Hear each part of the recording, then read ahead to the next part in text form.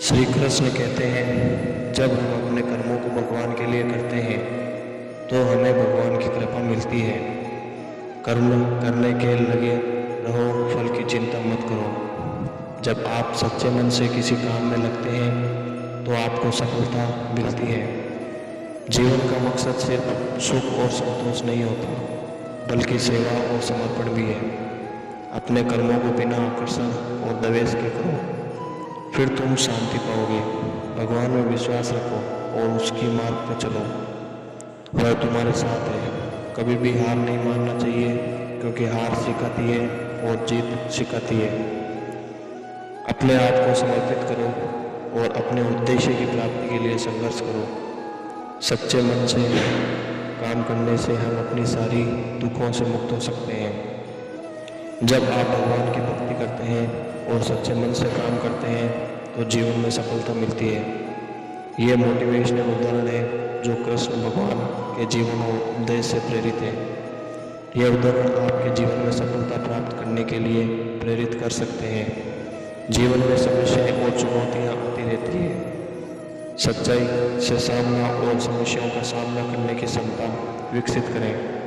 अपने जीवन के लिए स्पष्ट लक्ष्य बनाएं और उन पर केंद्रित रहें। लक्ष्यों के प्रति प्रतिबद्ध रहना आपको आगे बढ़ने में मदद करेगा। सकारात्मक सोच जीवन में ऊर्जा, उत्साह और संजीवनी है। अपनी सोच को प्रेरणादायक बनाएं और नकारात्मकता को दूर भगाएं। हमेशा सीखने के लिए खुले रहें। नई कौशल सीखना, नए अनुभव प्राप्त करना और खुद को विकसित करने की क्षमता में विकसित करें। जीवन में संघर्ष आना स्वाभाविक है।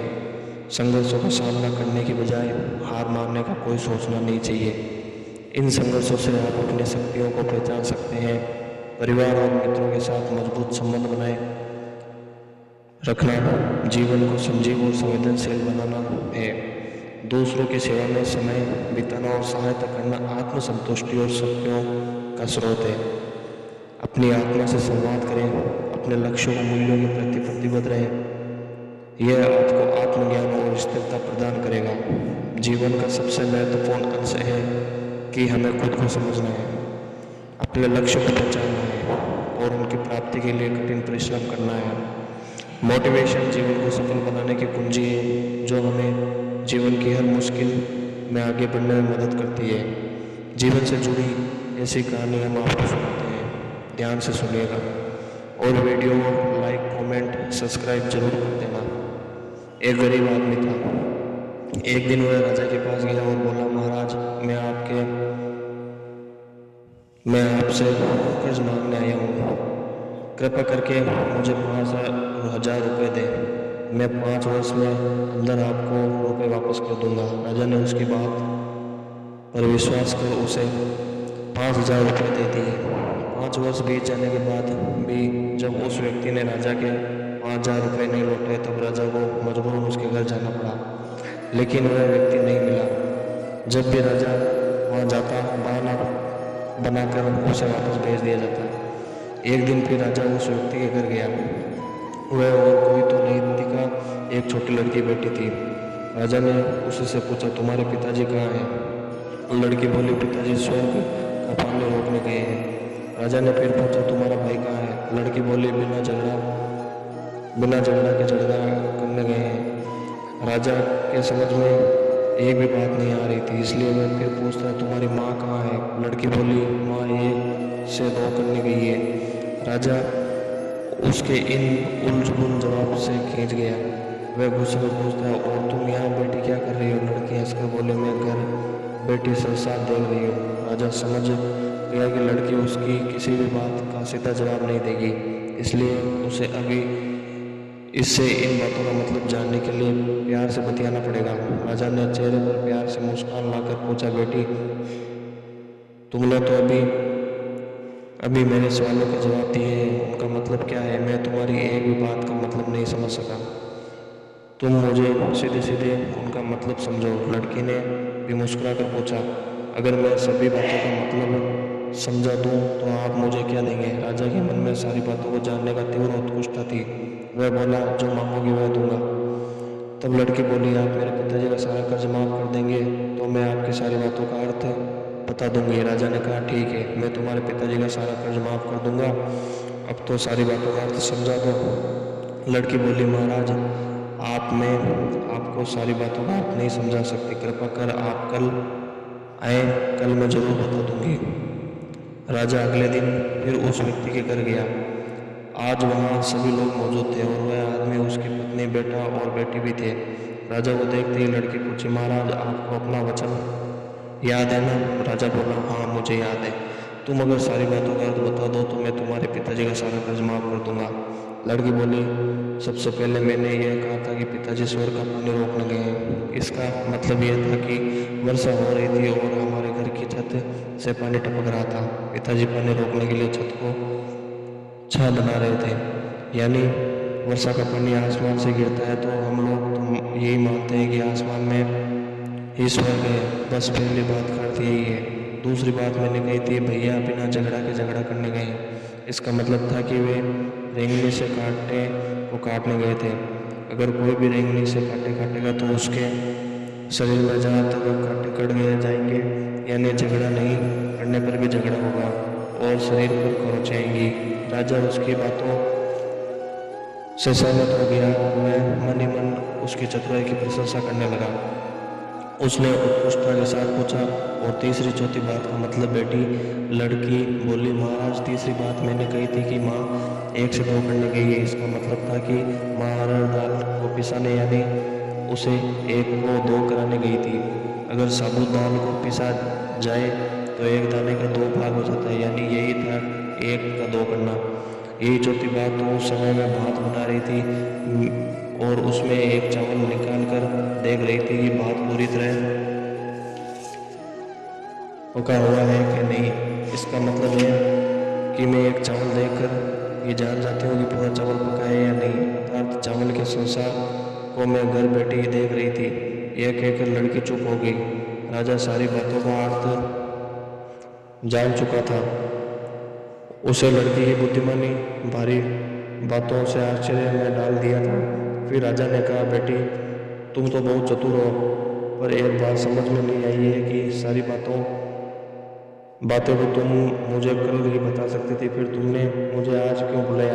लड़की हंसकर बोली, मैं तो बता चुकी हूँ कि कल जब आप आए थे तो मैं बात बना रही थी। अगर मैं आपको अपनी बातों का मतलब समझाने लगती तो बात गीला हो जाता और जल जाता, तो माँ मुझे जरूर पीटती। फिर घर में कल कोई भी नहीं था।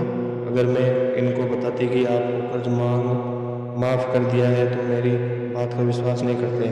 आज स्वयं आपके मुंह से सुनकर ही अपने कर्ज को माफ़ कर दिया है।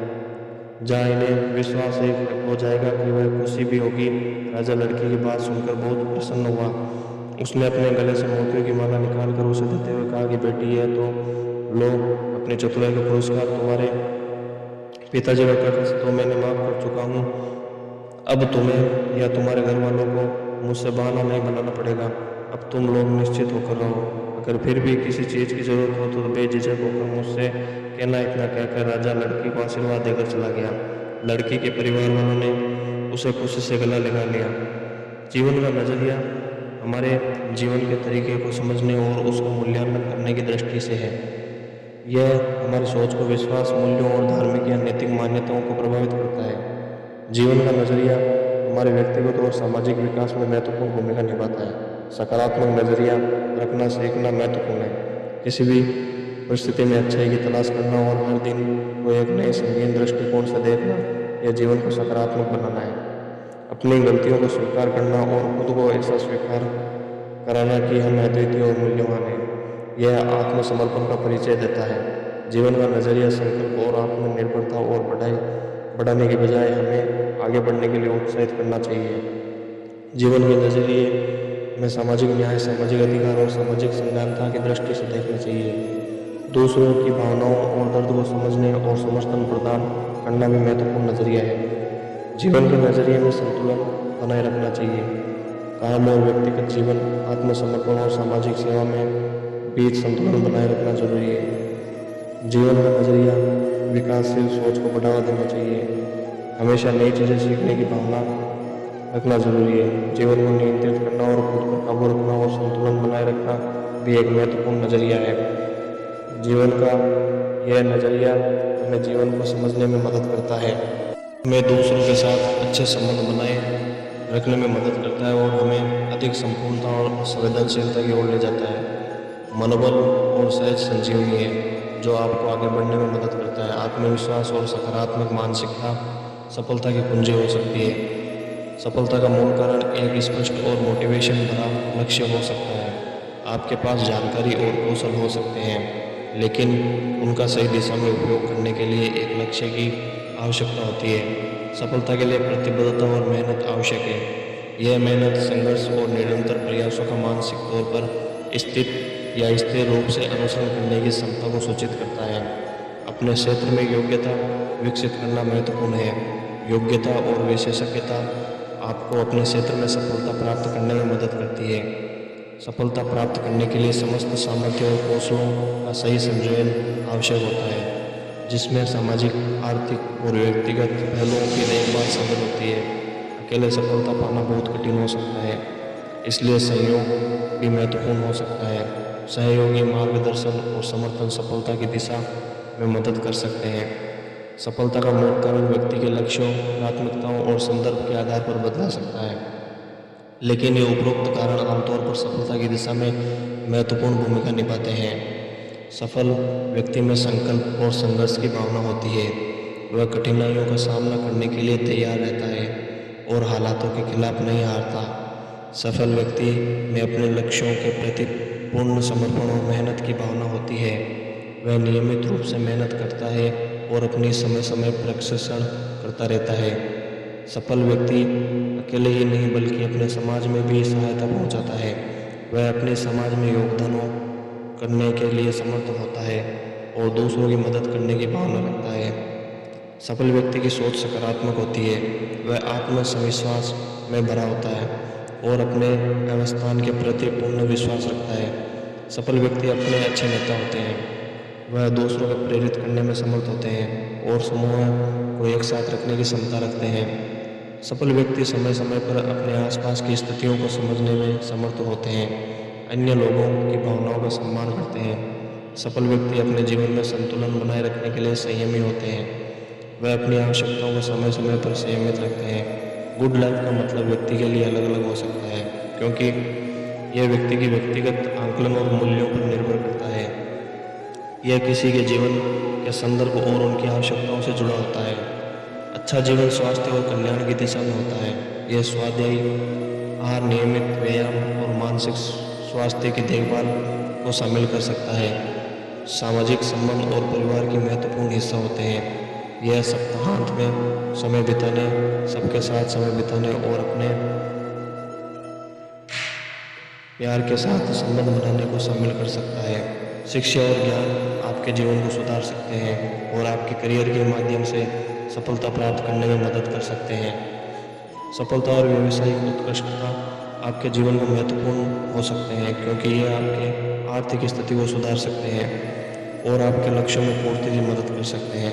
गुड थिंकिंग एक व्यक्ति को मानसिकता और मानसिक प्रक्रिया के साथ संबंधित है और यह व्यक्ति के विचार, निर्णय और कृतियों को कैसे प्रभावित कर सकता है।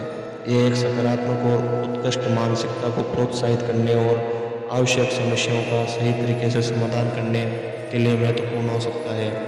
सकारात्मकता और आत्मसंवाद का महत्व समझें। अपने विचारों और भावनाओं को सकारात्मक रूप से समझने की कोशिश करें। समस्याओं को सही तरीके से पहचानें और उन्हें समाधान के रूप में देखें। विचारशील और नैतिकता के महत्वपूर्ण अंग मानसिक स्वास्थ्य का ध्यान रखें।